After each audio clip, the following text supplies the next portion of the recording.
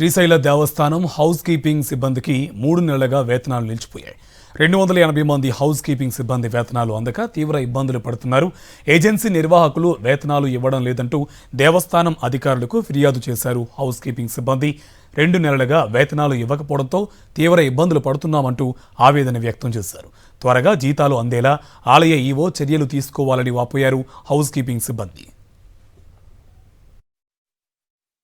మేము డ్యూటీ చేస్తున్నాము. Accommodation section మాది. మాకు 3 నెలలు అయింది, జీతాలు పడటం లేదు.